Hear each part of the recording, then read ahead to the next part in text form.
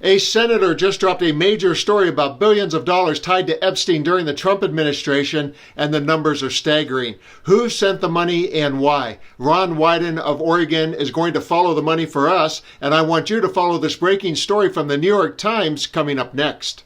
As I was preparing this story for you, I noticed another senator was breaking related news, so consider this a twofer. Watch as Senator Ruben Gallego from Arizona introduces a resolution to require the Department of Justice to take action on Epstein, and then I'll share the New York Times blockbuster. For years, Donald Trump and the MAGA movement have railed on about the Epstein files. They've told the American people that they're going to release the files and expose the elites. Pam Bondi has said that she has the files on her desk and they're ready to go public. The names of these shady elites who had abused children were just sitting there, and she was ready for it to be released. But now, a complete reversal. Trump is straight up gaslighting the American public. Does he think the American people are that dumb? Did he really think the American people would not forget what he had said for years on the campaign trail? Just yesterday, we learned that the Trump administration abruptly fired one of the lead prosecutors in the Epstein case. No explanation, no warning, just gone. So what happened? It's really easy to run a campaign and rile up people. But when it's Trump's turn to actually expose the elites, Trump has chickened out. And it's because he is one of those elites, and he is taking care of his own. It's all connected. Just look at his legislative agenda.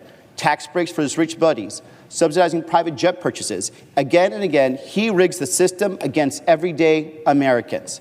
And that's what this resolution is about, to show the American people that they deserve the truth. No more shady cover-ups. If there is any evidence of a cover-up in the Epstein case, the public has a right to know. If there is a list, the public deserves to see it. And Americans deserve to see the truth, even if it's not what Donald Trump and his elite friends want.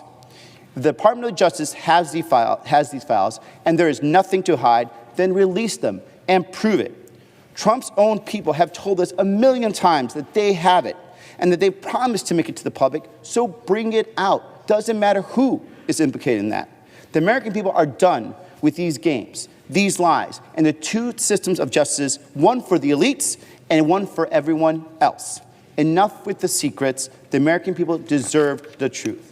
So I'm calling on my fellow senators to join me in demanding the Department of Justice release the Epstein files to restore public trust, affirm institutional accountability, and to prevent the politicization of justice. With that, as if in legislative session and notwithstanding Rule 22, I ask unanimous consent the Senate proceed to the consideration of S.R. 325 submitted earlier today. Further, I ask unanimous consent that the resolution be agreed to, the preamble be agreed to, and the motions to reconsider be considered made and laid upon the table with no intervening action or debate. So that was Senator Gallego's move, and we'll continue to follow that story. Meanwhile, here's Senator Wyden's massive move that caught my eye in a New York Times article that reads, "In Epstein case, follow the money," Democratic senator says. Senator Ron Wyden has found that 4 banks waited until Mr. Epstein's arrest on federal charges to flag $1.5 billion in suspicious transactions. Mr. Wyden wants the documents made public. President Trump and his administration want to move on from Jeffrey Epstein, the disgraced financier and sexual offender who once associated with some of the world's richest and most powerful people. Some of Mr. Trump's most loyal supporters insist there is more to uncover. But it's not just the MAGA faithful who are refusing to let it go. Senator Ron Wyden of Oregon, the top Democrat on the powerful Senate Finance Committee, has been digging into Mr. Epstein's financial network for the past 3 years.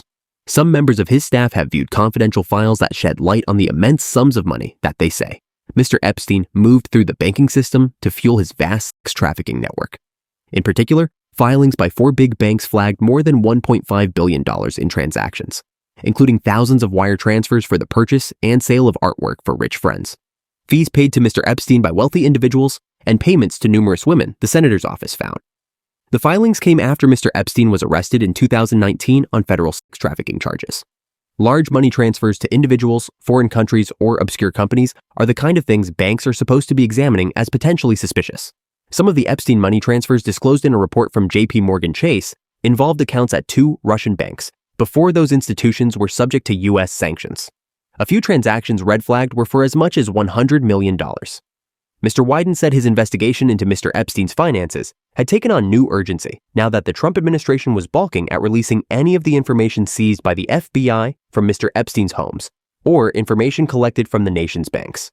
Like many Republicans on the far right, Mr. Wyden and a growing number of Democrats believe there are more details about Mr. Epstein that the federal government needs to reveal. The bank records reviewed by Mr. Wyden's staff, called Suspicious Activity Reports or SARs, are meant to be an early warning system for law enforcement about signs of illegal activity. As dictated by federal law, the reports are so confidential that banks can't even acknowledge filing them, and people who have seen the documents are under great constraint as to what they can say about them. Members of Mr. Wyden's staff provided an overview of the bank's reports to the New York Times based on their review of the filings. Even before the Justice Department announced last week that it was closing the door on the Epstein investigation, Mr. Wyden had been pressing Attorney General Pam Bondi to turn over bank reports along with other information about wealthy individuals and financial institutions in Mr. Epstein's network. The confidential bank reports filed with the Treasury Department agency could be crucial because they provide the most comprehensive look at the enormous financing machine behind Mr. Epstein's sex trafficking operation in Manhattan, Florida, and the U.S. Virgin Islands. To date, only bits and pieces of the financial transactions involving Mr. Epstein's network have come out through civil litigation and news reports. In this era of misinformation, these reports are the coin of the realm. Mr. Wyden said of the confidential bank reports, "Normally, a bank is expected to file a suspicious activity report within 60 days of a bank's spotting a questionable transaction, such as movement signaling money laundering or sex trafficking.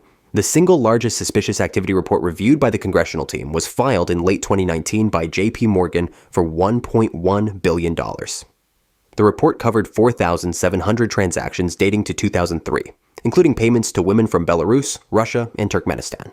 Many of Mr. Epstein's victims included young women from Eastern European countries." Epstein began his life as a teacher at the Dalton School in New York, hardly a launchpad for a supposed billionaire hedge fund mogul. And the question that has haunted experts and curious civilians like us, how does a man with no known hedge fund, no list of clients, and no public investment record amass hundreds of millions, possibly billions, a private jet, and an island? And was he more than just a dangerous creep? Was he a political weapon? There has long been speculation, never fully proven or disproven, that Epstein acted as a foreign intelligence asset, running a massive blackmail operation targeting powerful men. The setup was simple and diabolical. Lure elites into compromising situations, film them, and use the leverage to manipulate outcomes from business deals to policy decisions. That would explain the social circle, the massive money, and the lockdown of information. Senator Wyden is doing the work the Department of Justice isn't or won't, because the American people deserve answers, even if it exposes corruption, cover-up, and illicit activities on both sides. This may be bigger than Donald Trump, but it is still satisfying to see him holding the hot potato and getting burned by it, because he's finally being held accountable for something, and the worship that has allowed him to operate scot-free before now is fading fast. I'm Dan. Thanks for watching. Please leave your comments on this story below, and let's continue to occupy democracy together.